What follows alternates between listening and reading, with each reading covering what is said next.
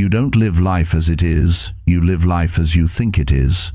That's the truth at the heart of critical thinking mastery, understanding thought patterns for personal improvement. Every choice you make, every action you take, begins with a thought. But here's the problem: most people never stop to question those thoughts. They assume the way they think is natural, automatic, or even correct.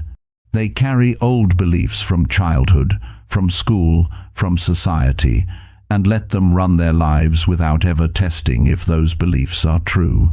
That's why people repeat the same mistakes, feel stuck in the same patterns, and struggle to grow. This audiobook is here to change that. Together, we'll look closely at how your mind really works.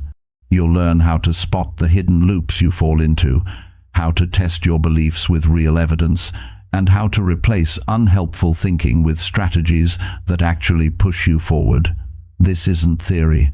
This is about your daily life, how you make decisions, how you handle stress, how you build habits that last. If you're ready to sharpen your mind, improve your choices, and finally take control of the way you think, then this is where your new chapter begins. Chapter 1. Train your mind to slow down automatic reactions. Every day, you and I are faced with moments that test us. Someone says something rude, traffic holds us back, a small mistake costs us time or money. And in those moments, most people react instantly. They snap back, they raise their voice, they give in to anger, or they retreat in fear. These reactions come so quickly that often we don't even realize they are happening. They feel automatic. But here's the truth: automatic reactions are not destiny. They are patterns your mind has practiced for years, and if you don't slow them down, they will control you more than you control them. The first step in mastering your thinking is learning to pause. Not to freeze, not to delay life, but to pause just enough to let reason take over instinct.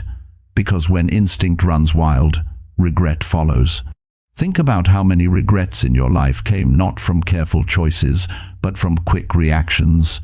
That one harsh word you wish you hadn't said, that one decision you made in anger, that one promise you broke because you reacted instead of responding with thought.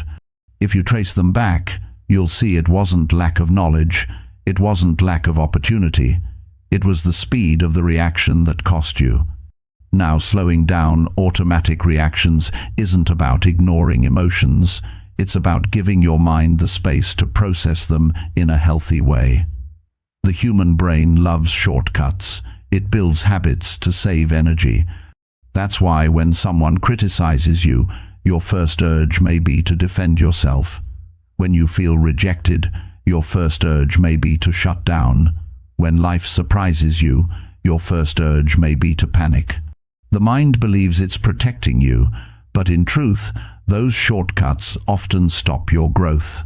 So how do you train yourself to slow down?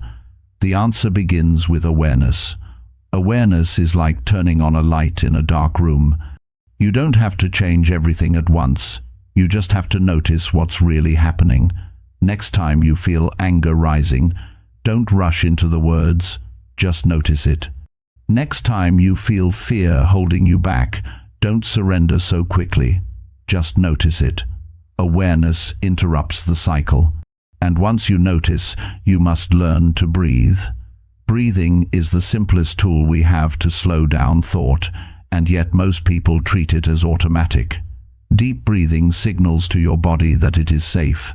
It tells your nervous system to calm down, and in that moment of calm, you create space for reason. In the space of 1 or 2 deep breaths, you give yourself a gift, the chance to choose instead of react. Now, why does this matter for personal improvement? Because every area of your life is shaped not only by the big decisions, but by thousands of small reactions. Think about your relationships. A strong relationship can crumble if you react in anger too many times. A fragile relationship can heal if you learn to respond with patience. Think about your career. One careless reaction to a colleague or a client can close a door you worked years to open. But one thoughtful response in a tough moment can build trust that lasts a lifetime. Training your mind to slow down reactions is not just about discipline, it's about identity. When you slow down, you are telling yourself, I am not a slave to my emotions, I am in charge of my choices. And that builds self-respect. People who live on autopilot often feel guilty or ashamed of how they behave because they know they could have done better. People who slow down, even if they stumble, walk away with pride because they gave themselves the chance to think. One of the most practical ways to build this skill is to rehearse it. Most people wait until they are in the storm to figure out how to react. That's too late. You need to practice before the storm. Sit quietly and imagine the situations that trigger you. Someone cutting you off in traffic, a family member criticizing you, a co-worker questioning your effort. Then imagine yourself pausing, taking a breath, and responding with calm. Do this enough times, and the brain begins to build a new pattern. When the real moment comes, you won't be caught unprepared. Another method is journaling. At the end of the day, write down the moments you reacted too quickly. Ask yourself, what was I feeling? What triggered it? How could I have slowed down? This isn't about punishment, it's about learning. Every reflection plants the seed of a better response tomorrow, and over weeks and months, you'll begin to notice progress. Psychologists tell us that automatic reactions often come from the survival part of the brain, the part that evolved to keep us alive in dangerous situations. But here's the problem. In the modern world, most of the dangers we react to are not threats to survival. They're challenges to ego, they're discomforts, they're inconveniences. When your boss raises an eyebrow, you're not in mortal danger. When a stranger criticizes you online, your life isn't at risk, but the brain reacts as if it is. That's why slowing down matters. It moves you from survival mode to growth mode. And growth mode is where all progress lives. In growth mode, you can analyze instead of attack. You can listen instead of defend. You can choose patience instead of anger. And those choices create results. When you respond with thought, you build trust, you earn respect, you gain influence. People start to see you as dependable, balanced, wise. And that reputation creates opportunities you would never receive if you lived in constant reaction. But don't think this is easy. Your mind has been practicing automatic reactions for years. That means you must train every day. Some days you will succeed, and some days you will fail. That's normal. The goal isn't perfection, it's progress. Every time you pause when you would have reacted, you win. Every time you choose a better response, you grow. And over time, these small victories add up to a powerful new way of living. Think about the people you admire most in your life. Chances are they are not the ones who reacted wildly to every challenge. They are the ones who carried themselves with steadiness, who chose their words carefully, who seemed to hold control even in chaos. That is the mark of someone who has mastered their reaction, and you can become that person too. Now, let's talk about the deeper benefit, peace of mind. Automatic reactions drain energy. They fill you with regret, guilt, or shame. But when you learn to slow down, you give yourself peace. You go to bed knowing you handled the day with integrity, and nothing builds confidence like self-respect. Confidence doesn't come from pretending to be strong. It comes from knowing you acted with thought, not impulse. One last point. Slowing down reactions doesn't mean you lose passion or drive. It doesn't mean you stop caring. It means you channel your passion more effectively. It means you put your drive in the right direction. Because true strength isn't in reacting quickly, it's in responding wisely. So, ask yourself, how many doors have I closed because of quick reactions? How many relationships have I strained? How many chances have I lost? And now ask, what could I create if I mastered the pause? What kind of person could I become? What kind of life could I build? The answer is simple. You would become someone in control of your mind, not controlled by it. And that, my friend, is the beginning of critical thinking mastery. Chapter 2. Map your thought patterns and spot hidden mental loops. When you begin to pay close attention to your thoughts, you discover something very important. Your mind has a rhythm, a cycle that repeats itself. Many people go through life unaware of these patterns, and as a result, they wonder why they face the same struggles, why the same doubts appear, why the same problems seem to circle back.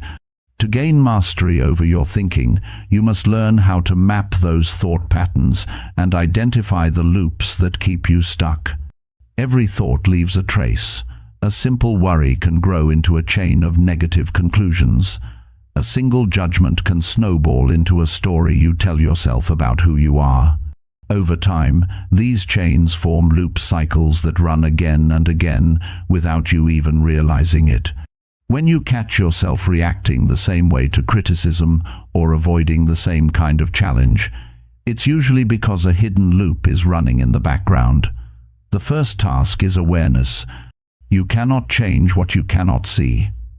Mapping your thought patterns means becoming a careful observer of your inner world. Start by noticing the thoughts that repeat most often. Maybe you find yourself thinking, "I'm not ready," whenever an opportunity appears. Maybe your mind whispers, "They don't respect me," whenever someone disagrees with you. These aren't random. They are patterns, repeated scripts your mind plays in similar situations. When you identify them, write them down.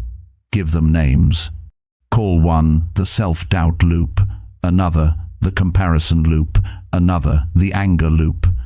When you name them, you separate yourself from them. They are no longer invisible forces. They are patterns you can track.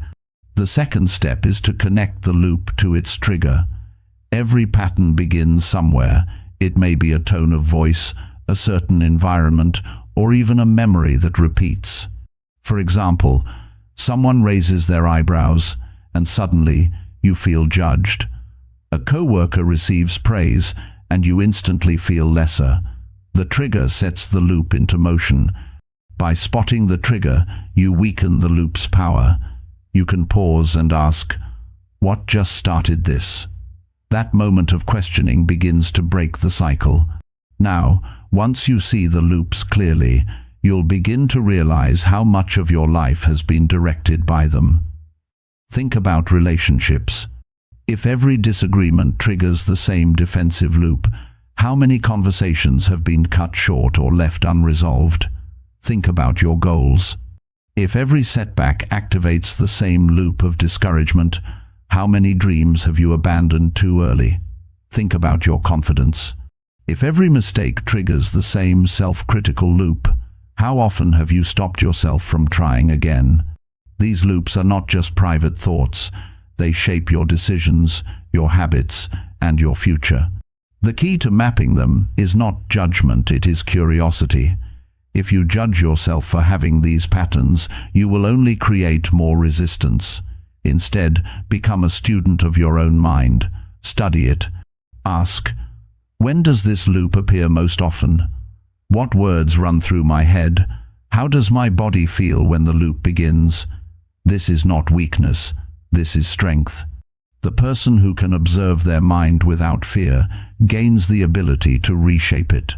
Once the patterns are mapped, you need to test them. Ask yourself, is this loop true or is it just repeated? Many loops survive because they are unchallenged. The mind tells you, "I'm not capable," and you accept it without evidence. But when you pause and demand proof, most loops crumble. They are not based on fact, they are based on habit. They are mental grooves carved by repetition, and anything carved by repetition can be reshaped with new practice. Here is where strategy comes in. Replace the loop with a new script.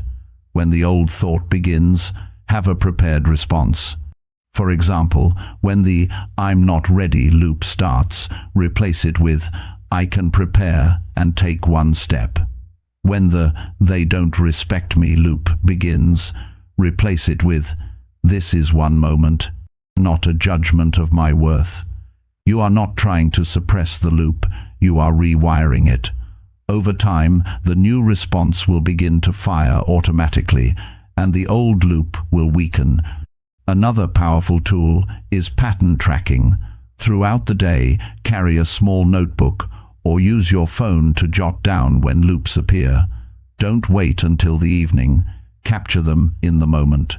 Write the trigger, the thought, and your reaction. At the end of the week, review the notes. You'll begin to see themes. Maybe 3 or 4 loops dominate your mental landscape. That knowledge is power. You don't have to fight every thought. You only need to focus on the few loops that control the most. Now let's talk about why these loops are so persistent. From psychology, we know that the brain prefers familiarity. Even if a thought is painful, if it is familiar, the brain chooses it because it feels safe. That's why people can live years in patterns that harm them. The loop feels known, and the unknown feels risky. But real growth begins when you are willing to challenge the familiar. When you say, "Yes, this thought feels automatic, but I will not let it define me." That decision is the foundation of freedom. It's also important to recognize that loops often come from early experiences. A child, scolded repeatedly, may grow into an adult who carries a loop of self-criticism. A teenager rejected by peers may grow into an adult who carries a loop of social anxiety. These loops were formed to protect us, but they no longer serve us. Mapping them helps us see that they are old scripts written long ago, not truths about who we are today. When you see this, you begin to reclaim your power. Think of how this changes your daily life. Imagine going into a meeting where you once felt nervous, but now, instead of being trapped in the "I don't belong" loop, you recognize it, interrupt it, and replace it with "I have value to share." The entire meeting changes. Imagine having a disagreement with your partner, and instead of letting the "they never listen" loop run, you pause and think, what are they really saying? The relationship shifts. Imagine facing a setback, and instead of spiraling into "I always fail," you say, "This is one setback, and I will learn from it." Your resilience grows. This practice requires discipline, but it also requires compassion. You cannot break loops through harshness. You must approach yourself with patience.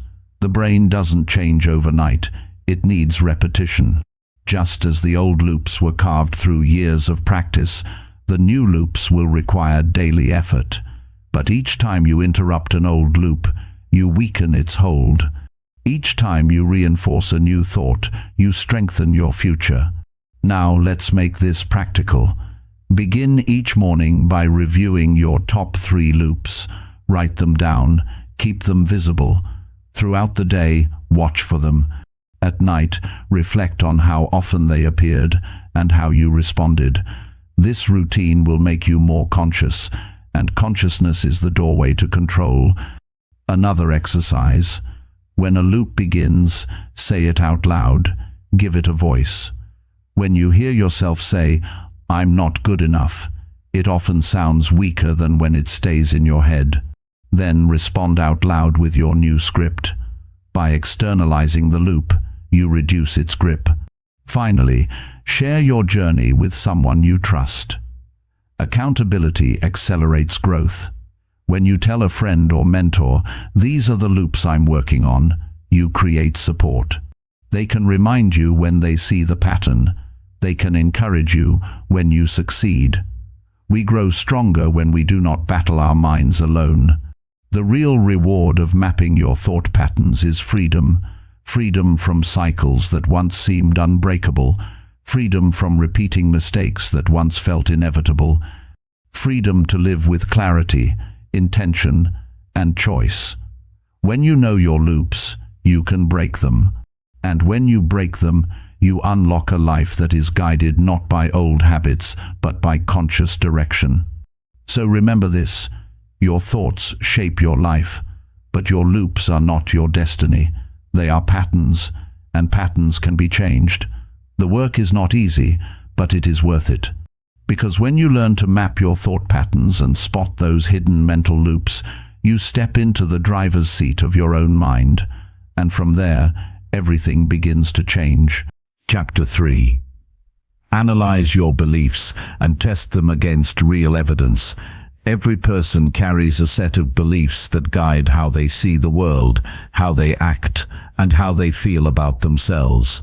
Beliefs are powerful because they shape perception, and perception shapes decisions. Some beliefs lift you higher, give you courage, and help you see opportunities. But other beliefs hold you back, fill you with doubt, and convince you that change is impossible. The real challenge is that most people never stop to question their beliefs. They treat them as facts, as unshakable truths, when in reality, many beliefs are simply conclusions formed years ago, often with little or no real evidence to support them. If you want to master critical thinking and improve your life, you must develop the courage and discipline to analyze your beliefs and test them against reality. Beliefs come from many places: family, culture, experiences, repeated messages, and even single events that leave a strong emotional mark. Imagine a child who tries to speak up in class and is laughed at. From that moment, a belief may form: I should stay quiet. My voice is not worth hearing. That belief is carried into adulthood, influencing work, relationships, and opportunities. The belief feels real because it has been rehearsed, but it is not truth. To see this clearly, you need to ask, where did this belief come from? What evidence is there that it is always true? When you ask those questions, the belief begins to lose its grip.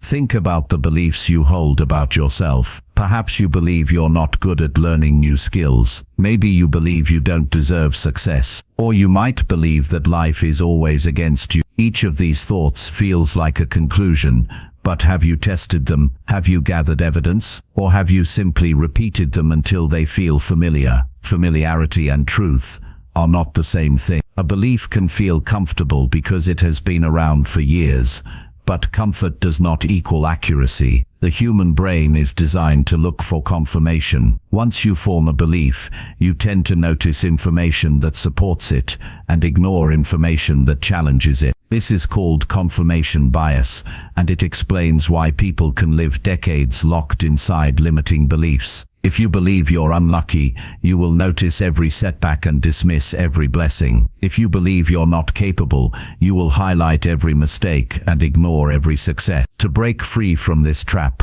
you must train yourself to look at the whole picture, not just the pieces that fit your old story. One powerful practice is to write down a belief you hold and then collect evidence for and against it. For example, if the belief is "I always fail," list every time you believe you failed, but then force yourself to list every time you succeeded, no matter how small. At first, your mind will resist. It wants to cling to the familiar story. But when you keep pushing, you'll see that the evidence does not fully support the belief. Maybe you failed sometimes, but not always. Maybe you struggled in one area, but thrived in another. Suddenly the belief "I always fail" becomes less certain. And when a belief loses certainty, it loses power. Another way to test a belief is to ask, would this belief hold up in court? If you had to present it as a case to a judge, could you provide hard evidence, or is it based on feelings, assumptions, and selective memory? Feelings are valid, but they are not facts. Assumptions are common, but they are not evidence. If a belief cannot stand under the weight of proof, then it must be re-examined. Now consider how beliefs about the world influence behavior. If you believe that people cannot be trusted, you will avoid connection. You will withhold kindness, and you will live in constant suspicion. But is that belief entirely accurate? Are all people untrustworthy, or have you focused only on the ones who let you down? By looking at the evidence, you might see that while some people are unreliable, many others have been loyal, caring, and supportive. The belief was not a fact, it was a lens, and when you change the lens, the world looks different. This process is not always easy. Some beliefs are tied to identity. If you've told yourself for years, "I'm the kind of person who struggles," challenging that belief can feel like tearing down part of who you are. But that discomfort is necessary. Growth requires the courage to question even the most comfortable story. And remember this, a belief is not who you are. It is something you learned, and anything learned can be unlearned or reshaped. Testing beliefs against evidence also applies to goals and potential. Many people say, "I could never run a business," or "I'm not smart enough for that career." But when you ask for proof, you often find that the belief is based not on facts, but on fear. Fear of failure, fear of judgment, fear of the unknown. But fear is not evidence. When you remove fear from the equation and look honestly, you often find that the belief collapses. To build stronger beliefs, you must gather stronger evidence. Start small. Collect proof of your progress. Keep a record of wins, no matter how minor. Did you handle a tough conversation better than last time? Write it down. Did you learn a new skill that once felt intimidating? Record it. These small victories build a case file against the belief that you can't improve. Over time, the weight of evidence will shift your beliefs from limiting to empowering. It's also important to surround yourself with people who challenge your beliefs in a healthy way. If you only spend time with people who share your same doubts, you will reinforce the same stories. But when you're around people who see possibility, who live with courage, you are forced to re-examine what you thought was true. Their example becomes new evidence. Their encouragement becomes a counterweight to your old patterns. As you go through this process, you will discover that many beliefs are built not on facts, but on interpretations. Two people can face the same event and form completely different beliefs. One loses a job and believes, "I am a failure." The other loses a job and believes, "This is a chance to start fresh." The event was the same, but the interpretation created two different lives. This shows that beliefs are choices. They are not forced on you, they are chosen, often unconsciously. By bringing consciousness into the process, you can choose differently. Analyzing beliefs also means checking if they serve your values. Ask yourself, does this belief help me become the person I want to be, or does it hold me back? If the belief does not support your growth, why keep it? Replace it with one that does. This is not about lying to yourself or pretending everything is perfect. It is about aligning your beliefs with reality and with possibility. Take for example the belief, "I can't change." When tested, the evidence usually shows the opposite. You changed when you learned to walk. You changed when you learned to read. You changed when you faced challenges and survived. Change has always been part of your life. The evidence proves you can change. So why carry a belief that says otherwise? As you practice this, you'll find that your mind becomes more flexible. Instead of clinging to one rigid view, you learn to adjust beliefs as new evidence appears. This is true critical thinking.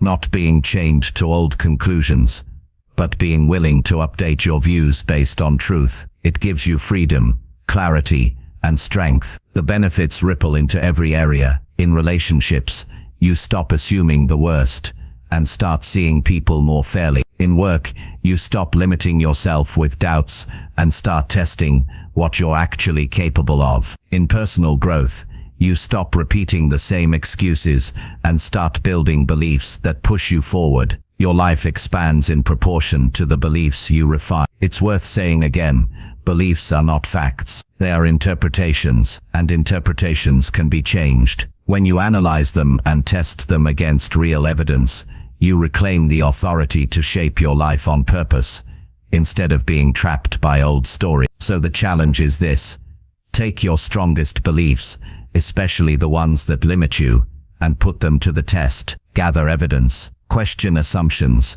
compare them with your real experience, and if they don't hold up, replace them with beliefs that do. This is the path to mastery of the mind. This is how you stop being a prisoner of thought and become the creator of your future. Chapter 4. Strengthen logical reasoning and make sound everyday decisions. Every day you are faced with choices that shape the direction of your life. Some decisions are small, like what to eat or how to spend an evening. Others carry greater weight, like whether to take a new job, invest your money, or pursue a relationship. These choices accumulate and form the story of your life.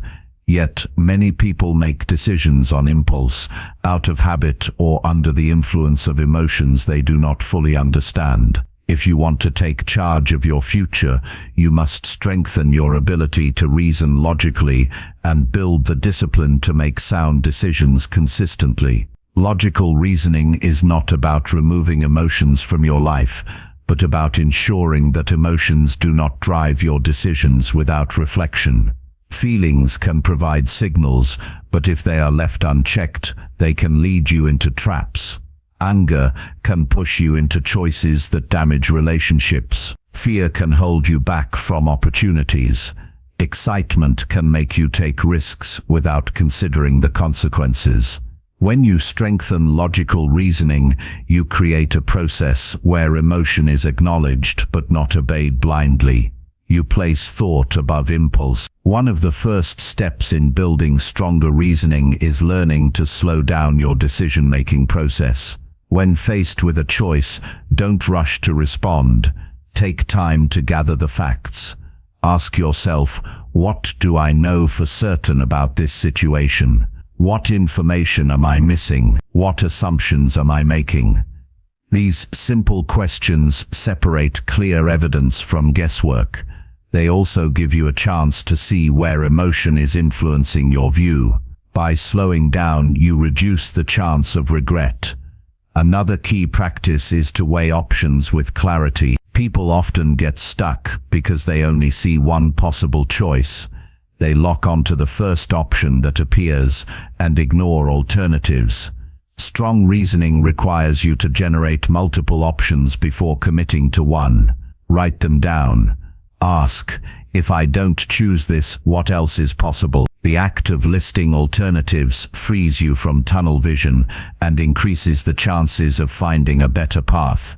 When weighing options, focus not only on short-term feelings, but also on long-term consequences. A sound decision is not the one that feels best in the moment, but the one that creates the best results over time. Ask yourself, if I make this choice today, how will I feel about it in a week, in a month, in a year? This time-shifted perspective allows you to see beyond immediate gratification and choose with wisdom. A useful strategy for strengthening reasoning is to separate facts from interpretations. Facts are objective realities, numbers, actions, measurable outcome. Interpretations are the stories you attach to those facts. For example, if you receive critical feedback at work, the fact is, my boss gave me suggestions for improvement. The interpretation might be, I'm failing, they don't believe in me. If you confuse interpretation with fact, your decisions will be distorted. By learning to ask, what is the fact here, and what is my interpretation, you bring clarity that makes better decisions possible. It also helps to test your reasoning by seeking different perspectives. Talk to people you respect, especially those who think differently from you. Ask how they would approach the decision. Not every opinion will be valuable, but exposing yourself to other viewpoints helps you spot blind spots in your own thinking. Often, one question from an outside perspective can reveal something you missed entirely. This doesn't mean you hand over control of your choices to others, but it does mean you broaden the lens through which you evaluate them. Another way to strengthen logical reasoning is to challenge your own biases. The mind tends to prefer familiar paths, even when they are unhelpful. You may favor a decision simply because it feels comfortable or because it matches what you've always done. To break this cycle, ask, am I choosing this because it's truly the best option, or because it's the easiest or most familiar? True reasoning requires courage to step away from comfort and choose based on evidence, not familiarity. You can also improve your decision-making by creating principles for yourself. Principles act like guideposts. For example, one principle might be, I will not make important decisions when I am angry or exhausted. Another could be, I will not commit to something unless it aligns with my long-term goals. By creating principles ahead of time, you reduce the influence of temporary emotions in the moment. When faced with a decision, you don't have to start from zero. You already have a framework that keeps you aligned with your values. Consider how this impacts daily life. Imagine someone offers you a risky financial opportunity. Without strong reasoning, you might jump in because of the promise of quick gains. But if you apply logic, you slow down, gather facts, examine alternatives, and weigh long-term consequences. You ask, what's the evidence that this will work? What are the risks? What principles guide me in handling money? With that process, you may choose more wisely, avoiding a trap that could cost you years of effort. Or take another example, you are in conflict with a loved one. Without logical reasoning, you might respond defensively and escalate the situation. With sound reasoning, you pause, consider the facts, separate emotion from reality, and choose words that heal rather than harm. The outcome is drastically different. Developing logical reasoning also means practicing humility. Accept that you will not always be right. Sometimes you will make decisions with the best reasoning available and still encounter failure. That is not weakness, it is part of life.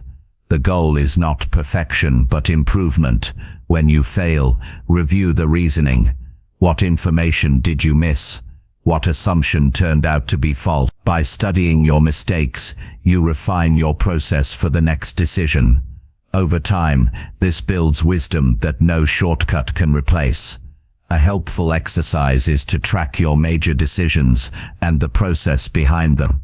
Write down the situation, the options you considered, the reasoning you used, and the result.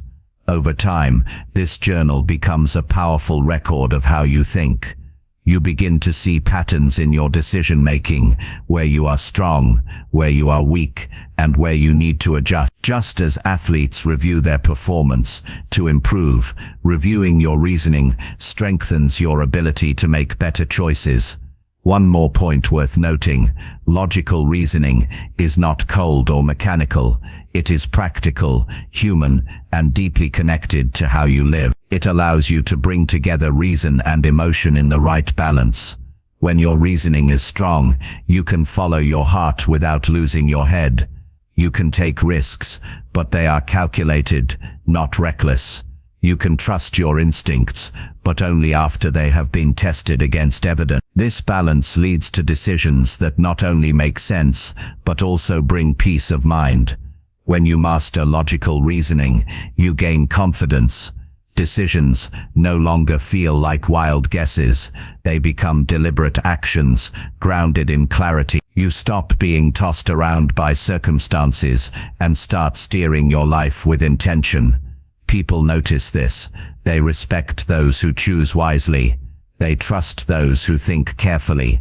And they follow those who consistently make sound decisions. The real prize of strengthening your reasoning is freedom from unnecessary mistakes. You will still face challenges, but you will know that you approached them with discipline and thought. You will still stumble, but you will recover faster because you understand the process. And most importantly, you will live with fewer regrets, because you did not let impulse or habit dictate the direction of your life. So ask yourself, how often do I pause before making choices? How often do I test my reasoning against facts and evidence? How often do I weigh the long-term impact instead of just the short-term comfort? Your answers will reveal the strength of your reasoning. If the answers are not where you want them to be, begin today. Slow down, gather information, weigh alternatives, test assumptions, live by principle. Record your process, seek feedback, and keep practicing until sound reasoning becomes second nature. When you strengthen logical reasoning and make better everyday decisions, you don't just improve your results, you improve your character. You become the kind of person who others can trust, who lives with clarity, and who moves through life with confidence and purpose. And that is one of the greatest victories you can achieve in your personal growth journey. Chapter 5. Replace unhelpful thinking habits with constructive mental strategies. Every person develops habits of thought, just as they develop habits of action. Some of these habits serve you well. They help you stay disciplined, they guide you towards solutions, and they give you strength in times of difficulty. But many habits of thought do not serve you. They create worry where none is needed. They fill your mind with unnecessary comparisons. They exaggerate failures, and they shrink your confidence.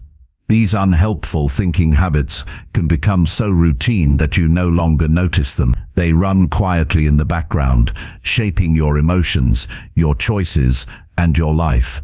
If you want to improve yourself and move forward with clarity, you must learn to replace these unhelpful habits with constructive mental strategies that lift you higher. The first step is to notice when unhelpful habits are running. They often show themselves through repeated patterns. You might catch yourself imagining the worst outcome in every situation. That is a habit. You might constantly replay mistakes from the past and punish yourself for them. That is a habit. You might dismiss compliments but hold on tightly to criticism. That is a habit. None of these are facts. They are mental routines your mind has practiced over and over until they feel automatic. Once you see them for what they are, you can begin to change them. Replacing unhelpful habits starts with interrupting the old cycle. Imagine you have the habit of exaggerating negative events. A small setback at work becomes a story about how nothing ever goes right for you. To interrupt that habit, you stop the story in its tracks. You tell yourself, this is one moment, not my whole life. That single interruption gives you room to apply a better strategy. Without interruption, the old habit will run its course. With interruption, you create choice. The next step is substitution. You cannot simply remove a thought habit and leave a gap. The mind will fill it with something else. You need to deliberately insert a constructive strategy in its place. For example, instead of replaying failures, you practice recalling lessons. Instead of assuming the worst, you practice preparing for possibilities. Instead of comparing yourself to others, you practice measuring yourself against your own progress. Each substitution takes effort at first, but with repetition, the new strategy becomes the new habit. One constructive strategy is reframing. Reframing means changing the way you view a situation so that it becomes useful rather than damaging. If you miss an opportunity, the unhelpful habit might say, I'm unlucky, I'm not good enough. A constructive reframe would say, this experience showed me what to improve for the next opportunity. The facts of the event do not change, but the meaning you assign to them does. Reframing is powerful because it gives you control over interpretation, and interpretation drives emotion. Another strategy is pattern replacement through gratitude. A common unhelpful habit is focusing on what you lack. You see what others have and immediately highlight your own deficiencies. Gratitude interrupts this by shifting focus to what is already present. Instead of thinking, I don't have enough, you train your mind to say, I am grateful for what I do have. Gratitude is not denial, it is perspective. It replaces scarcity thinking with abundance thinking, and this creates resilience. You can also replace unhelpful habits by practicing evidence-based thinking. Many mental habits thrive on assumptions. You might believe, people don't like me, or I will never succeed. A constructive strategy is to demand evidence. Ask yourself, what proof do I have that this belief is completely true? Often you'll find the belief has little support. Then ask, what proof exists for the opposite? By collecting real evidence, you weaken the grip of false assumptions and strengthen rational confidence. A further constructive strategy is solution orientation. Unhelpful habits tend to dwell on problems. They circle around what went wrong and why things are difficult. A solution-oriented mindset interrupts that by asking, what can I do about it? The moment you shift focus from the problem to possible actions, your mind begins to work differently. Energy moves away from despair and toward progress. Even small actions, when chosen through a solution mindset, build momentum. Another way to replace destructive habits is through language awareness. The words you use shape your perception. If your inner dialogue is filled with phrases like I can't, I always fail, or it's impossible, you are reinforcing weakness. A constructive strategy is to adjust language. Replace I can't with I haven't yet. Replace I always fail with sometimes I succeed, sometimes I learn. Replace it's impossible with it's difficult, but possible with effort. These small shifts in words create large shifts in mindset, because language directs thought and thought directs behavior. Discipline is required for this process because unhelpful habits are comfortable. They may not make you happy, but they are familiar, and the mind clings to what is familiar. That is why you must commit to daily practice. When an old habit appears, stop, identify it, and consciously replace it with the new strategy. At first, this feels forced, but over time it becomes automatic. Just as your old habits were built by repetition, your new habits will be built by practice. To make this process effective, it helps to monitor your progress. Keep a daily record of the habits you are replacing. At the end of the day, ask yourself, which unhelpful habits showed up today? How did I respond? Did I replace them effectively? What can I do better tomorrow? This reflection strengthens awareness and keeps you accountable. The impact of replacing thinking habits spreads into every area of life. In your relationships, replacing suspicion with open communication builds trust. In your career, replacing procrastination with focused planning creates advancement. In your personal growth, replacing self-doubt with evidence-based confidence allows you to stretch into new challenges. Each small replacement adds up to major change. It's also important to understand that constructive strategies are not about blind positivity. They are about realism combined with usefulness. For example, if you lose money in an investment, denial would say, it didn't happen. Blind positivity might say, everything is wonderful. Constructive thinking says, it happened, here is what I learned, and here is how I will act differently next time. Constructive strategies acknowledge reality while focusing on improvement. That balance creates maturity and resilience. At times you will feel resistance. Old habits will whisper, why bother? This is who you are. But remember this, habits are learned, not fixed. Every unhelpful thought habit was built through repetition, and every one of them can be replaced the same way. You are not your patterns. You are the one who chooses which patterns to strengthen and which to let go. When you commit to replacing unhelpful habits, you start to notice new freedom. You no longer feel trapped in cycles of worry, guilt, or negativity. Instead, you feel empowered to direct your thinking toward growth and possibility. You begin to trust yourself more because you know that when challenges arise, your mind will not sabotage you but support you. That trust becomes the foundation of confidence. Over time, your constructive mental strategies become part of who you are. You don't just practice gratitude, you live with appreciation. You don't just practice reframing, you naturally see challenges as opportunity. You don't just practice solution orientation, You instinctively look for actions that move you forward. What once felt like effort becomes your natural way of thinking. This transformation does not happen overnight, but it begins with small choices repeated daily. Every time you interrupt an unhelpful thought and replace it with a constructive one, you take one step closer to mastery. Each step may feel small, but together they build a mind that supports your highest potential. So the question becomes, which unhelpful habits are you ready to replace? Which destructive loops will you stop rehearsing? Which constructive strategies will you begin to practice?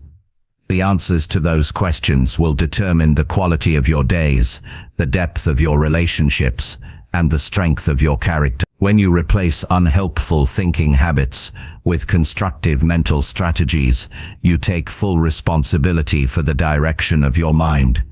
You stop being a victim of old patterns and become the creator of new ones. And from that point forward, every choice, every reaction, and every decision carries more clarity, more strength, and more purpose. Chapter 6. Evaluate information carefully and separate facts from assumptions. You live in a world full of voices, screens, buzzes, and quick claims, and every hour brings a choice about what to believe and how to act. If you want steady progress and real peace, you need a clear way to handle information. The skill is simple to say and powerful to use. Separate facts from assumptions. Facts are what you can observe or verify. Assumptions are the stories you add. Most trouble comes from mixing those two.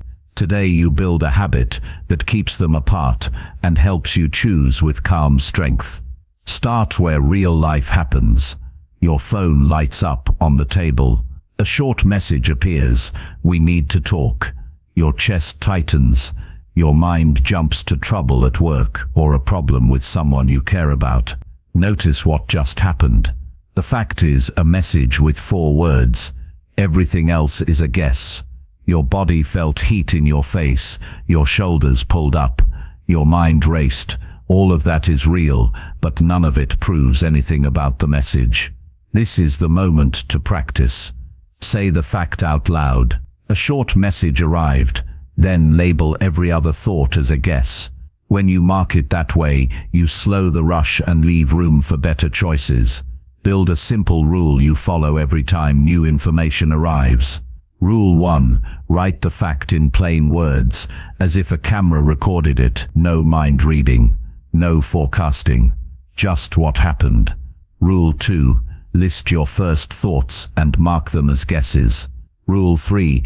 Ask what proof supports each guess, what proof challenges it, and what proof is missing. Rule 4. Decide what small action would give you more proof. This 4-part process is calm, direct, and repeatable. It turns heat into light. Now apply this to a common day. You open a post online that says a product will change your life in 7 days. The video shows smiling people and strong claims. The fact is a post that makes a promise. Your guess might be that the product is amazing. Another guess might be that it is hype. Both are guesses. Ask for proof. Look for clear numbers, honest trials, full refund terms, and independent reviews that show both strengths and limits. Notice the date of the claims, the names behind them, and what they gain from your purchase. If you only see bold words and no real proof, you have your answer. Keep your money and your time. The same process protects your relationships. Picture a loved one who speaks in a flat tone during dinner. Your mind may say they are upset with you. That is a guess. The fact is a quiet voice and few words. Before you react, gather more information in a kind way. Ask how their day went. Watch for details. Maybe they had a long meeting. Maybe they feel tired. Maybe they need quiet. When you check, you show care, and you avoid a fight built on air. Use your senses to ground yourself in facts. When you feel stress rise, notice the chair under you, the cool glass in your hand, the hum of the room, the weight of your feet on the floor. These details bring you back to the present and help you think clearly. Clear thinking grows when you slow your breathing and name what is real in front of you. Create a small checklist for any claim you hear. Who said it? How do they know? What time frame is involved? What do they gain if I agree? Where can I confirm this? If one answer is fuzzy, slow down. You are not closing a door by pausing. You are opening a door to better action. Good choices do not fear questions. Use a simple exercise each morning. Write 3 beliefs about a current project or goal. Next to each belief, write 1 fact that supports it and 1 fact that challenges it. If you cannot find both, you need more information. Make a plan to gather it. Call a person who knows the field. Read a detailed source, not a short post. Try a small step that gives data. By noon you will feel lighter, because you moved from guesswork to evidence. Consider money choices. A friend suggests a quick investment with a promise of large gains. Your heart may speed up. The fact is a suggestion and a promise. The guess is that it will work for you now. Ask for proof that covers risk, time, costs, and worst-case outcomes. Ask for a clear record, not a single good story. If answers are vague or rushed, step back. Protect your future with patient review. You are not saying no to success. You are saying yes to a method. Use the same care at work. A colleague misses a deadline. Your mind might call them lazy. That is an assumption. The fact is the deadline passed without delivery. Seek context. Were there blockers? Was the scope unclear? Did they ask for help? You can hold standards and still stay fair. Clear facts allow strong action without unfair judgment. The team learns to trust you because you check before you conclude. Sometimes the person you need to check is yourself. You might say, I am not good at public speaking. That sounds final, yet it hides a guess. What are the facts? How many times did you speak? What feedback did you receive? Did you practice or walk in cold? Did you use notes or try to remember everything? Facts might show you need training and rehearsal, not a label. When you focus on what is true and what you can test, growth becomes possible. Build a few daily habits that make this skill automatic. Use a pause rule for emotional messages.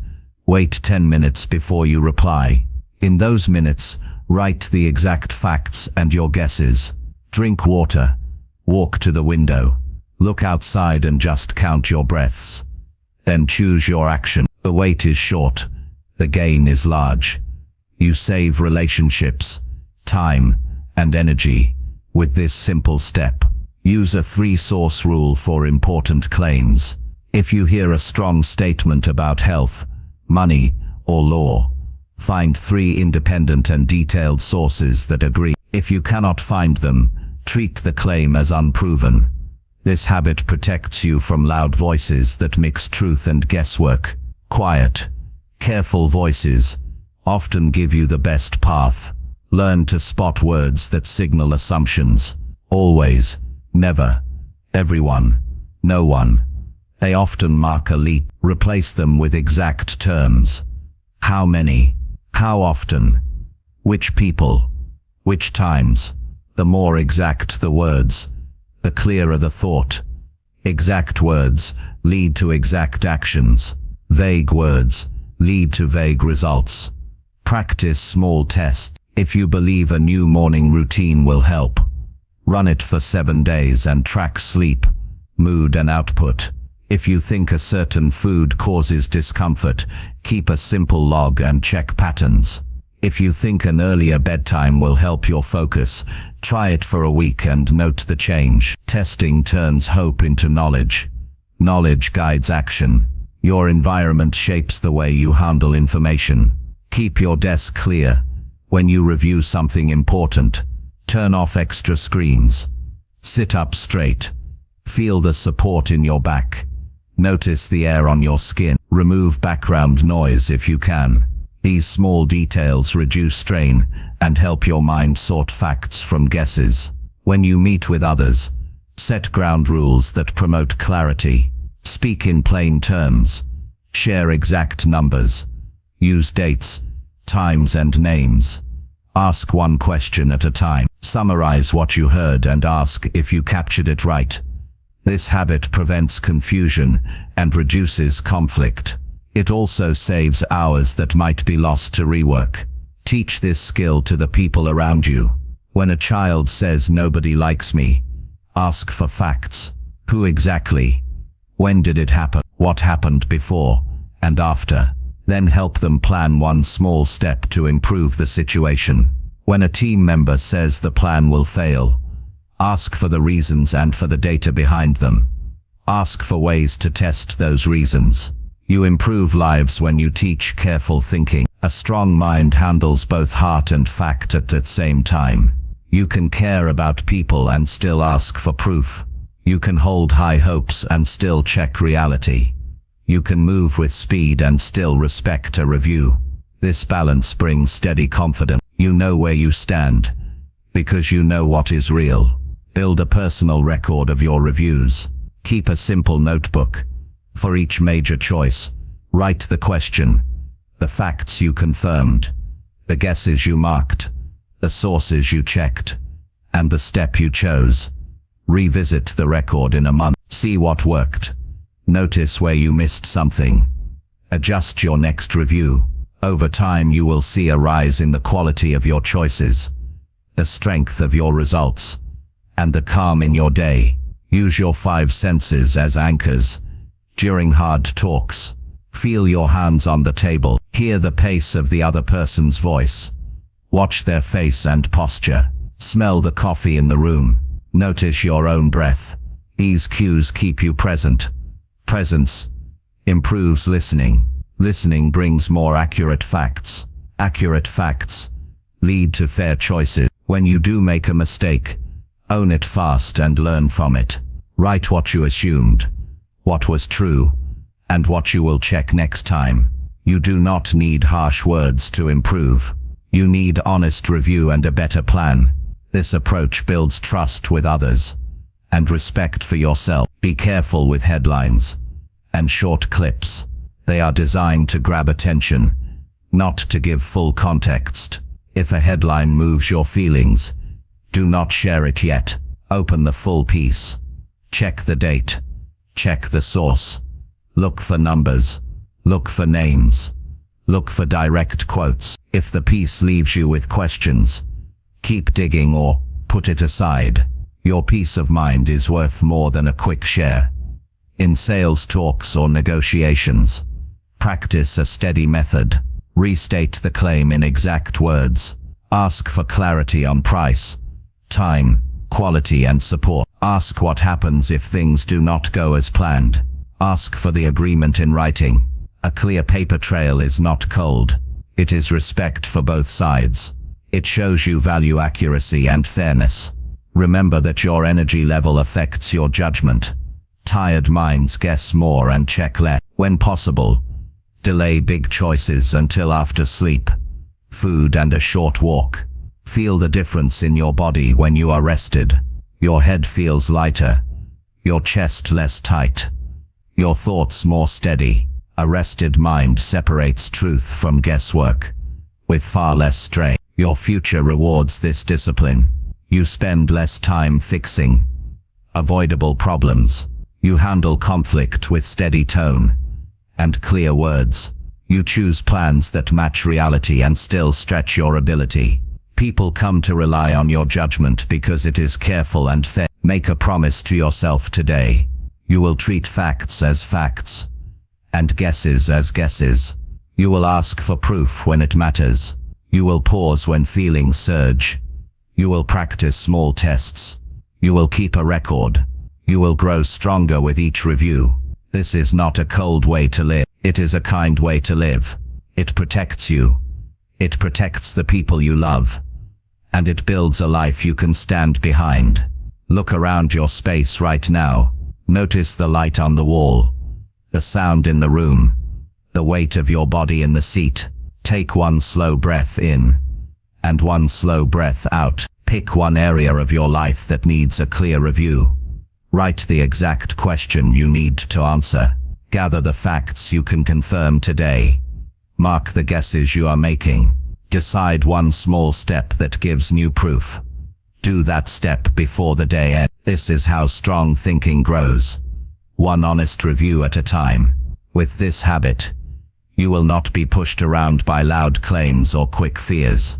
You will move with clarity. You will build trust. You will make better choices. And as the days add up, you will find more progress, more respect, and more peace than you thought possible. Chapter 7. Develop flexible thinking and adapt faster to new challenges. Life rarely moves in a straight line. Just when you think you've figured things out, something shifts. Plans fall apart, markets change, relationships evolve, and unexpected challenges appear. The people who thrive are not the ones who resist change, but the ones who can adjust their thinking quickly and effectively. Flexible thinking is not about giving up your values or losing direction. It is about having the mental agility to see more than one path forward and the courage to walk the one that serves you best in the moment. Adapting faster to new challenges is a skill that separates those who get stuck from those who keep moving. Many people hold tightly to one way of thinking. They believe there is only one right answer, one safe path, or one acceptable outcome. When life challenges that view, they break under the pressure, their minds resist, and they freeze or panic. But if you train yourself to develop flexible thinking, you gain the ability to look at problems from multiple angles. You ask new questions, you reframe the challenge, you spot opportunities where others only see obstacles. That is what allows you to respond instead of crumble. The first step in building flexibility is to notice rigidity in your own thinking. Rigidity shows up in words like always, never, must, or impossible. For example, I could never do that is a rigid thought. It always ends this way is another. These phrases create mental walls. To practice flexibility, you replace those walls with open doors. Instead of I could never, you try, I have not yet. Instead of it always ends this way, you try, it has ended this way before, but it could be different. With one shift in wording, you create space for new possibilities. Another way to build flexible thinking is to practice perspective shifting. This means deliberately putting yourself in someone else's shoes and asking, how would they see this situation? What might they believe about it? What options would they consider that I haven't? When you try on different viewpoints, you often find solutions you never considered. This is not about agreeing with everyone. It is about stretching your own mind to see more than one perspective. Adaptation also requires letting go of perfection. People who cling to perfect plans or perfect outcomes often struggle when reality interrupts. Flexible thinkers understand that perfection is an illusion. They focus instead on progress, on what can be improved today, on the next best action. By lowering the demand for perfection, they free themselves to adapt when life shifts unexpectedly. One practical exercise to train this skill is to challenge yourself with small disruptions on purpose. Take a different route to work, try a new food, learn a skill outside your comfort zone. These small acts teach your brain that change does not equal danger, that discomfort can bring growth. When big changes arrive, your mind is more prepared because it has practiced flexibility in smaller ways. Another strategy is to question your default reactions. When a challenge appears, ask yourself, what are 3 different ways I could approach this? Even if the first option feels obvious, force yourself to think of 2 more. This simple habit expands your mental range. It trains your mind to generate alternatives instead of locking onto one response. The more options you see, the faster you adapt. Flexible thinking is also about time. Some decisions must be made quickly, others benefit from waiting. People who adapt well know how to adjust their timing. They recognize when speed is essential, like in an emergency, and when patience is wiser, like in long-term planning. This awareness comes from practice. By reflecting on past choices, you learn where you rushed too quickly or delayed too long. Over time, you strengthen your sense of timing and become more effective in handling new challenges. Emotional flexibility is another part of this skill. Challenges often trigger strong feelings, fear, anger, or sadness. If you get stuck in one emotion, you lose options. But if you practice shifting your emotional state, you gain freedom. Simple tools like deep breathing, journaling, or talking with someone you trust can help you move from panic to calm, from frustration to curiosity. When your emotions are flexible, your thinking becomes flexible too. Adaptation also thrives on learning.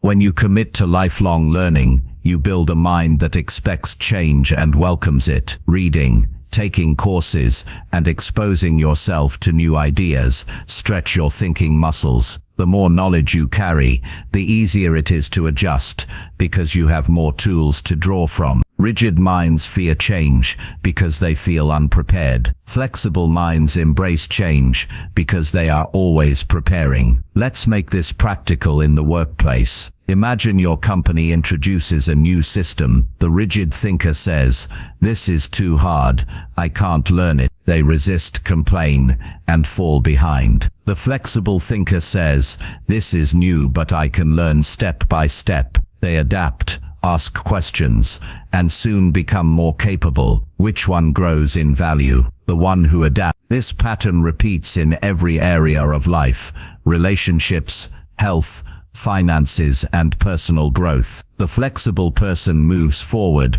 while the rigid one stays stuck. Another powerful habit is re-evaluating assumptions. Often what keeps you from adapting is not the challenge itself, but the old assumption you carry about it. For example, you might assume that failure means you are not capable. That assumption locks you in fear. But if you change the assumption to "failure means I am learning," suddenly, you can adapt to setbacks with resilience. Flexible thinkers are willing to re-examine their assumptions regularly, discarding the ones that no longer serve them. Flexibility also means balancing confidence with humility. You need confidence to take action, but you need humility to admit when an approach is not working. Too much confidence without humility leads to stubbornness. Too much humility without confidence leads to hesitation. The balance allows you to act boldly and still adjust when the results demand it.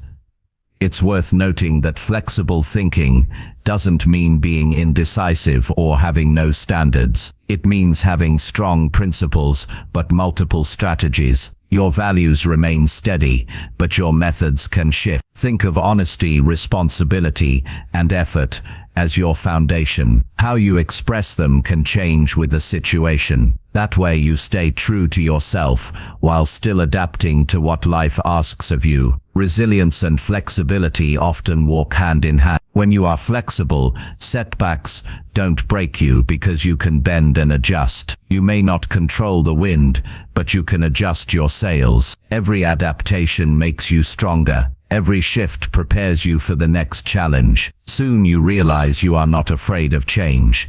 You are ready for it. To train this in daily life, practice asking, what else could this mean when things go wrong? If a plan fails, instead of saying, "This proves I can't succeed," ask, what else could this mean? Maybe I need a new skill. Maybe I need different support. Maybe the timing was off. That question alone can transform despair into possibility. You can also strengthen flexibility by reflecting on past times when you adapted well. Think of a moment when change felt scary but you found a way through. Write down what you did, what mindset you held, and what resources you used. Keep that memory close. It proves to you that you can adapt again. When the next challenge comes, remind yourself, I have done this before and I can do it again. Surround yourself with people who model adaptability. Spend time with those who see solutions instead of only problems, who stay calm under pressure, who welcome new ideas. Their mindset will influence yours. You cannot always control the challenges,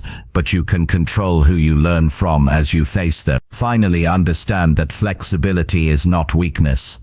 It is strength. It means you are strong enough to adjust without breaking. It means you can take on new challenges without losing your center. It means you can keep moving forward even when the path twists. This is the kind of strength that carries you through the changing seasons of life. So ask yourself, where have I been rigid in my thinking? Where do I cling to one answer, one method, one expectation? What small steps can I take today to open my mind, try new approaches, and welcome change? The answers to those questions will show you where to grow, and when you act on them, you will become the kind of person who not only survives challenges, but uses them as fuel to rise higher. With flexible thinking, you gain freedom. Freedom from the prison of old patterns. Freedom from fear of change. Freedom to adapt faster, live wiser, and achieve more. That freedom is not given.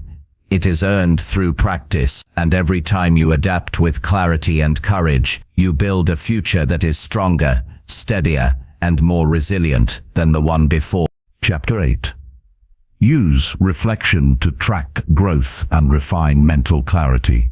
Growth is not measured only by how much you achieve, but by how much you learn along the way. Too many people rush through life without ever pausing to look back at the steps they have taken. They move from one task to the next, one goal to the next, without asking themselves what worked, what failed, and what could be improved. Without reflection, progress becomes blind motion. You may be moving, but you don't know if you're moving in the right direction. Reflection is the practice that brings clarity to growth. It helps you understand yourself better, refine your thinking, and adjust your actions with greater precision. Reflection is not about judgment. It is not about beating yourself up for mistakes or glorifying your successes. It is about careful observation. You ask yourself, what did I do? What result came from it? What do I want to carry forward, and what do I want to leave behind?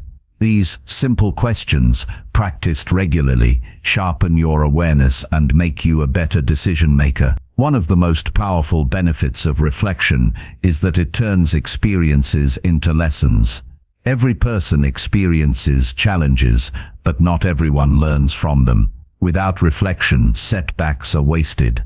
With reflection, they become fuel for wisdom. Think about a time you failed. If you reflect on it, you see the choices that led to the outcome, the signals you ignored, the strengths you discovered, and the adjustments you can make next time. That failure is no longer just pain. It becomes a stepping stone. The same is true for success. When you reflect on a victory, you see what strategies worked, what habits supported you, and how to repeat them.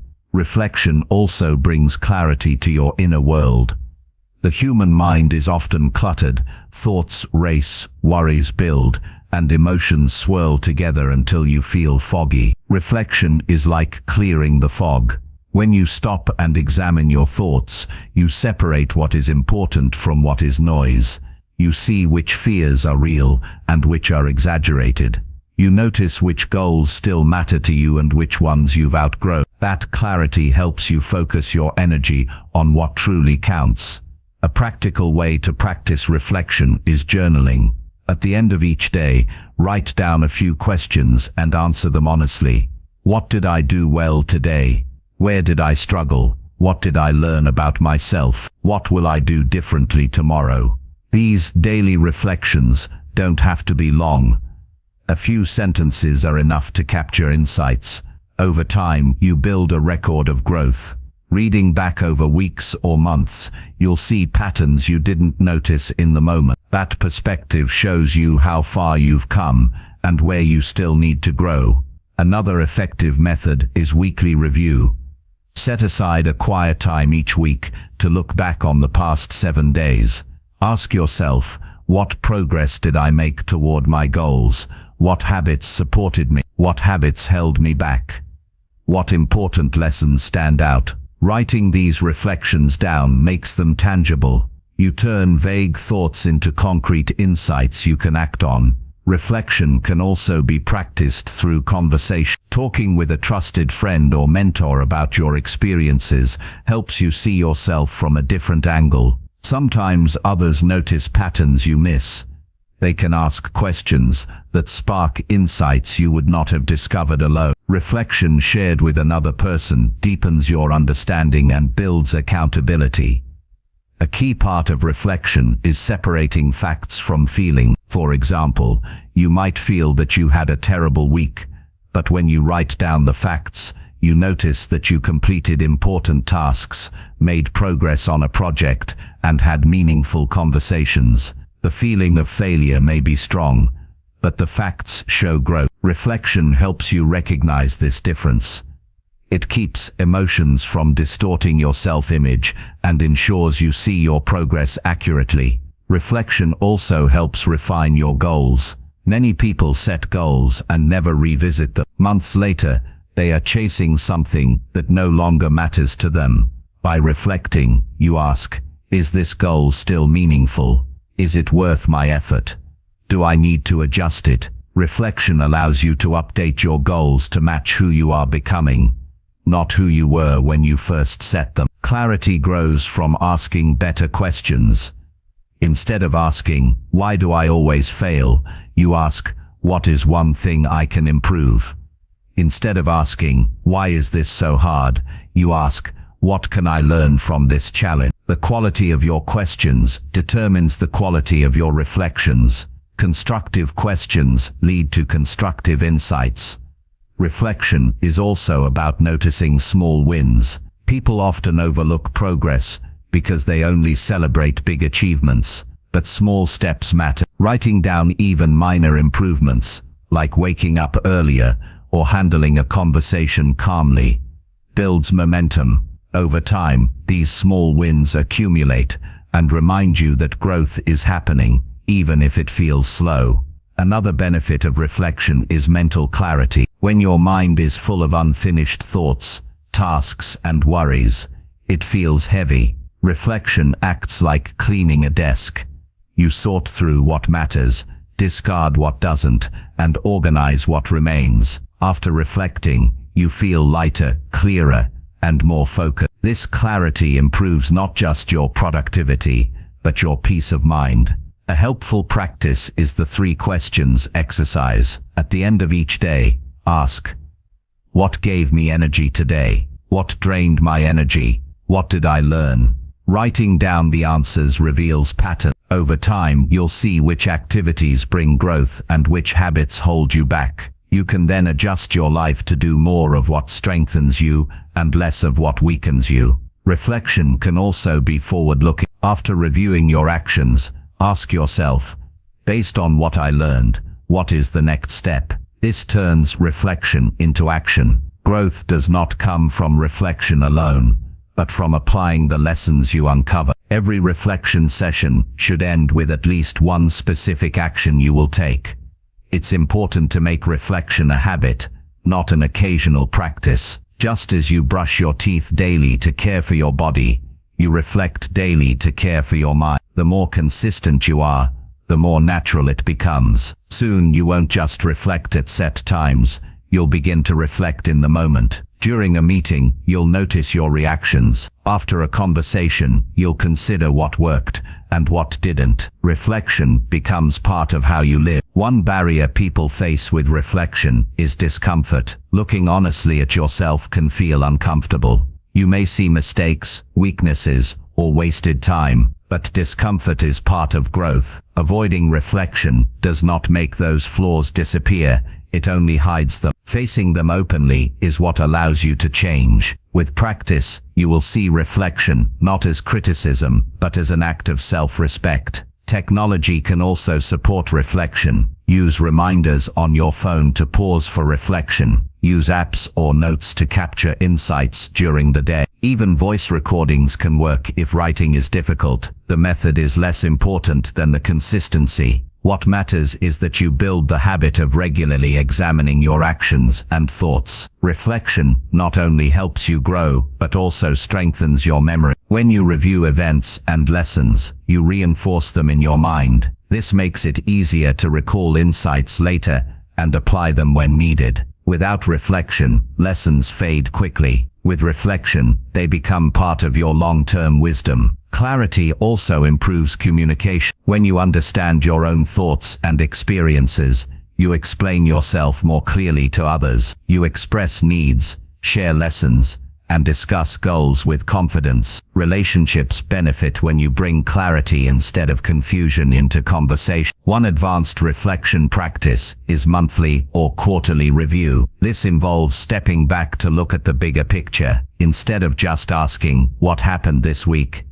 you ask, "How has my life changed in the past 3 months? What direction am I moving in? What patterns do I see?" These larger reflections give perspective and help you adjust your long-term path. Reflection also supports emotional health. By writing down your thoughts and feelings, you release mental tension. You process emotions instead of suppressing. This reduces stress and helps you maintain balance. Many people carry heavy mental loads simply because they never take time to reflect. Once they do, they feel relief and clarity. When you reflect consistently, you begin to trust yourself more. You no longer see mistakes as proof of weakness, but as opportunities for improvement. You know that whatever happens, you will take time to learn from it. This builds confidence because you know you are always growing. The truth is, growth without reflection is incomplete. Activity alone does not guarantee progress. You need reflection to extract meaning, to refine clarity, and to stay on course. It is the practice that transforms random motion into deliberate growth. So begin to take a quiet moment, write down what happened, what you felt, what you learned, and what you will do next. Do it again tomorrow, and again the next day. Over time, your mind will sharpen, your growth will accelerate, and your clarity will deepen. Reflection will become one of your greatest tools for living a purposeful, strong, and improving life. Chapter 9. Practice questioning skills to uncover deeper personal insights. Most people move through life with answers they never stop to examine. They hold on to conclusions they formed years ago, and they build their choices around them without realizing that those conclusions may no longer be true. The ability to question yourself deeply is what separates shallow growth from meaningful transformation. If you practice asking powerful questions, you uncover truths about yourself that have been hidden beneath layers of assumptions, fears, and old habits. Every breakthrough begins with a question, and every meaningful change starts when you stop accepting surface answers and dig deeper. When you were a child, curiosity came naturally. You asked why things worked, why people acted a certain way, why the sky looked different at different times of the day. Somewhere along the way, many people lose that habit. They replace questions with routine. They stop asking why and start assuming they already know. But real personal growth requires you to bring curiosity back. Questioning yourself is not a sign of weakness. It is a sign of strength, because it shows you are willing to look beyond comfort and search for truth. The first step in building questioning skills is to notice the quality of the questions you are asking yourself every day. Questions like, "Why does this always happen to me?" or "What's wrong with me?" don't open doors, they close them.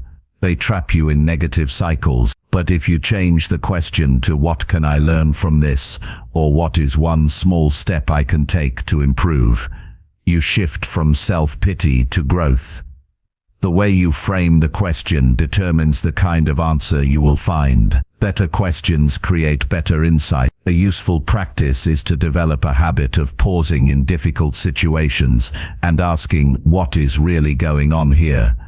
For example, if you find yourself angry after a conversation, instead of blaming the other person right away, you can ask, what exactly triggered me? Was it their words, their tone, or something I assumed they meant? That single question can help you uncover patterns in your reactions. Over time, you start to see that your frustration is often less about others and more about unexamined beliefs inside yourself. To gain deeper insights, you must also learn to ask layered questions. Start with a simple question, then follow up with another and another until you reach the core. For example, you might ask, why am I unhappy in my job? The first answer might be, because I feel unappreciated. Then ask, why do I feel unappreciated? The next answer might be, because I don't receive recognition. Then ask, why is recognition so important to me? Now you are uncovering deeper needs, perhaps a desire for validation, or maybe a lack of clarity about your own worth. By asking questions in layers, you peel back the surface and find the root of the issue.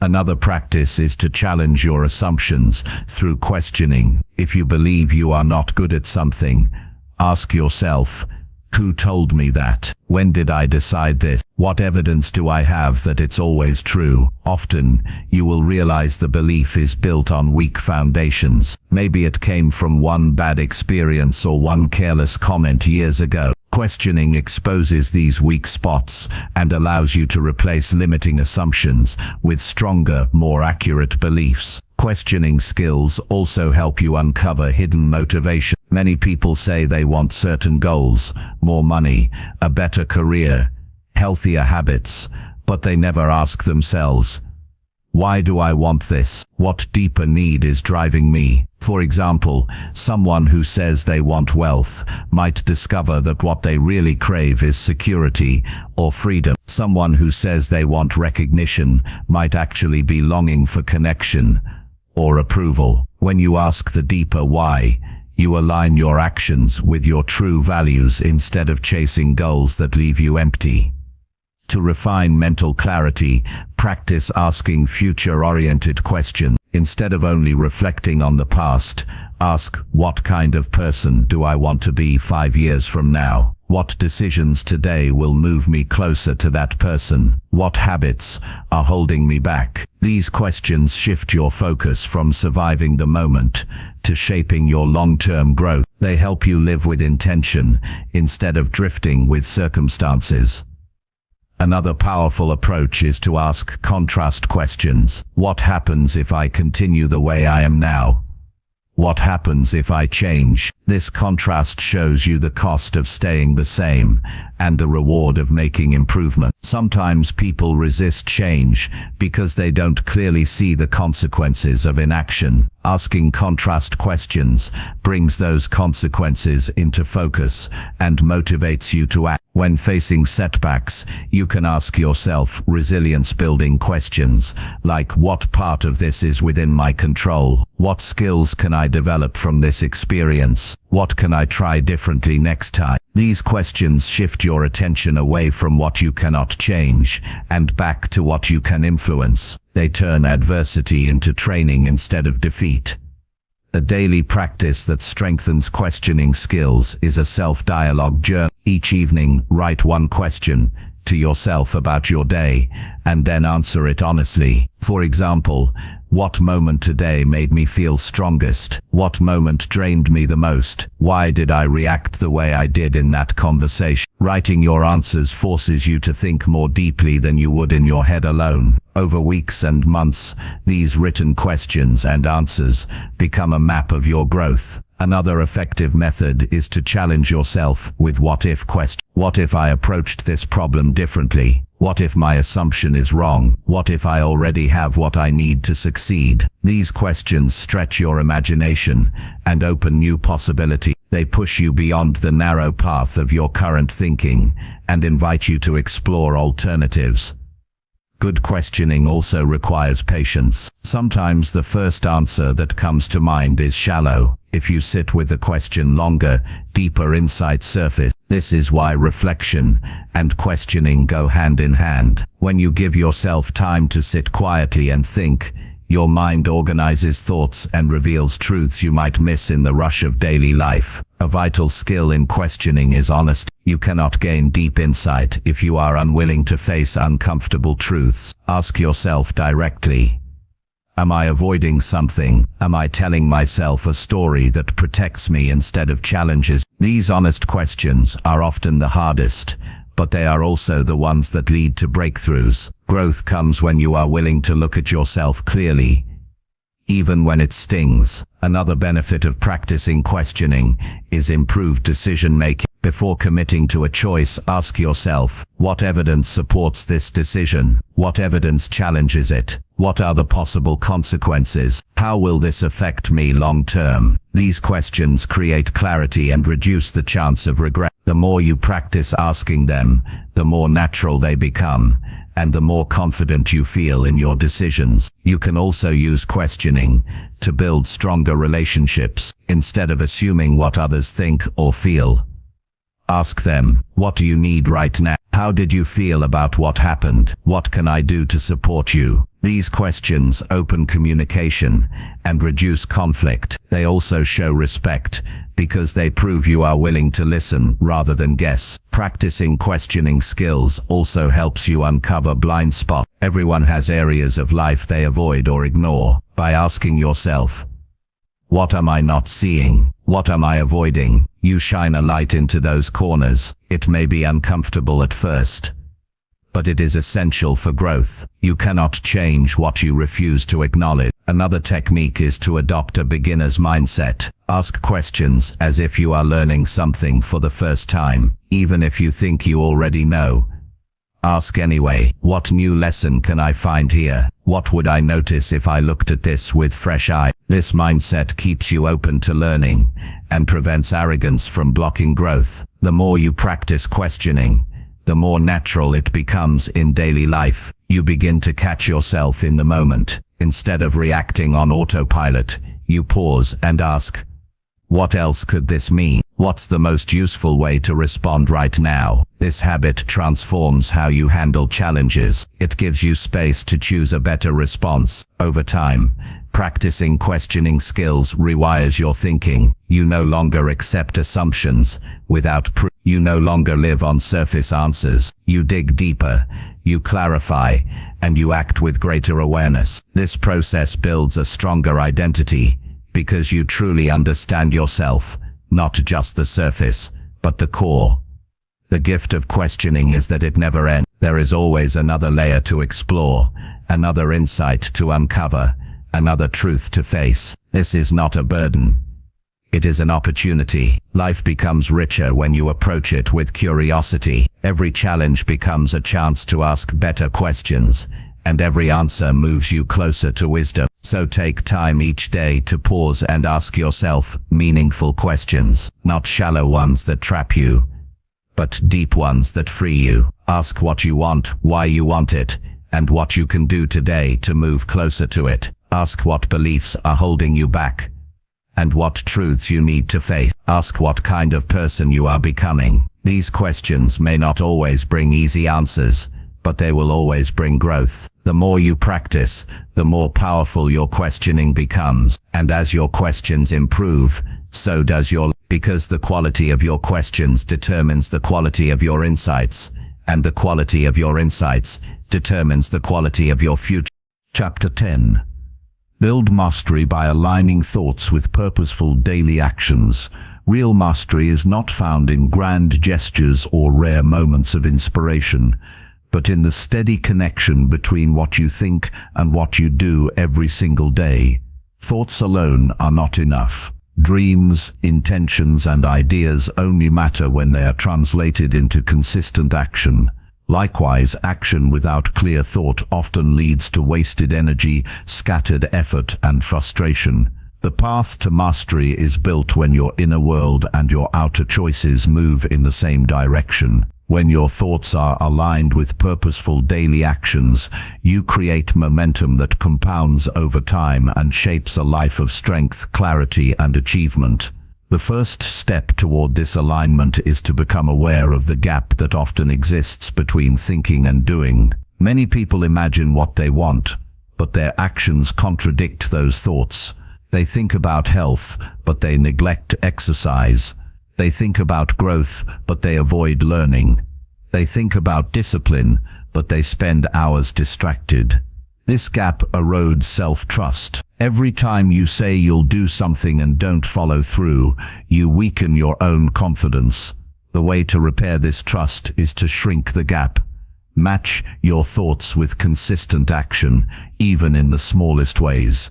It helps to start with clarity. Ask yourself what thoughts guide you right now. Do you often think, I want to be stronger? I want to be disciplined. I want to improve. If so, those thoughts must be tied to daily behaviors. If your thought is, I want to be stronger, your action could be 15 minutes of exercise. If your thought is, I want to be disciplined, your action could be making your bed or writing your priorities each morning. If your thought is, I want to improve, your action could be reading 10 pages of a book that sharpens your mind. Big goals begin with small, aligned acts. Purposeful action requires planning. Without a plan, even good intentions drift away. One practical way to align thoughts and actions is to begin each day by writing down 3 key actions that support your larger goals. These are not random tasks, but deliberate steps linked to your vision. When you complete them, you know your actions matched your thoughts. At the end of the day, reflect and ask, did my actions today reflect the person I want to become? This simple routine builds accountability and ensures that thoughts do not remain idle wishes. Discipline plays a major role here. Many people wait for motivation to act. They think, when I feel ready, I'll start. But mastery is not built on feelings, it is built on commitment. The alignment between thought and action happens when you act even when you don't feel like it. Discipline is the bridge. It says, I thought about this, I decided it matters, and now I will do it regardless of mood. Every time you act with discipline, you strengthen the bond between your mind and your actions. Mastery also requires awareness of distraction. Modern life is filled with them: notifications, noise, endless options that pull your attention. If your thoughts are clear, but your actions are constantly hijacked, alignment breaks. Protecting your focus is essential. One way to do this is by creating environments that support your action. If you want to read more, keep books visible. If you want to exercise, set out your workout clothes. If you want to eat healthier, stock your kitchen with the right food. Aligning thought and action is not only about willpower, but about designing your surroundings to make purposeful action easier. Another part of alignment is the ability to measure progress. Thoughts about improvement can feel vague unless you track them. Purposeful action becomes stronger when you measure it. If you want to grow in discipline, track how many days you complete your key action. If you want to develop a skill, track the hours you practice. Numbers don't lie. They show whether your actions are truly aligned with your intentions. Tracking brings honesty, and honesty fuels progress.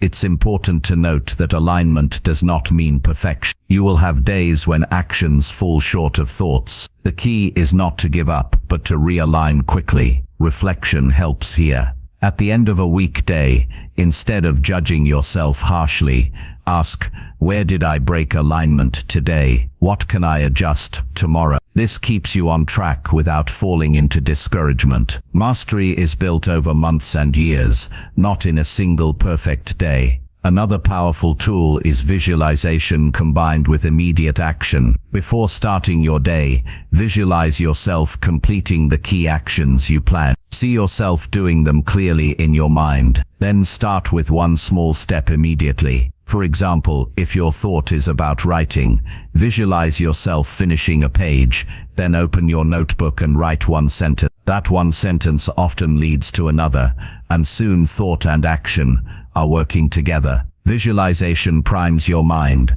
and immediate action locks it in. Resilience is also part of alignment. Life will interrupt you.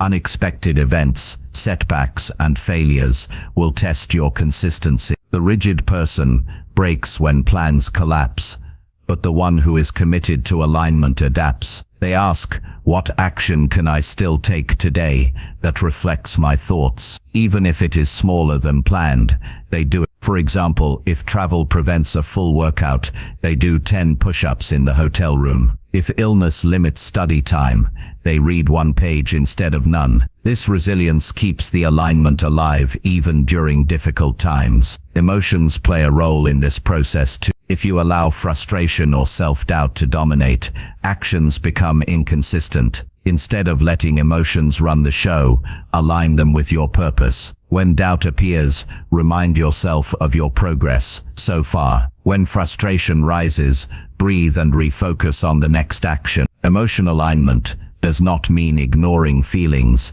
but guiding them to support purposeful action instead of sabotage it. One of the greatest rewards of aligning thoughts and actions is self-respect. Each time you do what you said you would do, you prove to yourself that you can be trusted. That self-respect builds confidence, and confidence creates momentum. People who align consistently radiate a quiet strength. They don't need to talk much about their intentions, because their actions speak for them. It's also worth remembering that alignment brings clarity about what truly matters. When you commit to connecting thought and action daily, you realize which thoughts are worth keeping and which are not. If a thought never translates into action, perhaps it is not important enough. This awareness helps you cut away empty wishes and focus only on meaningful goals. Practical mastery also comes from aligning small actions, not just big ones. Often people focus on dramatic goals,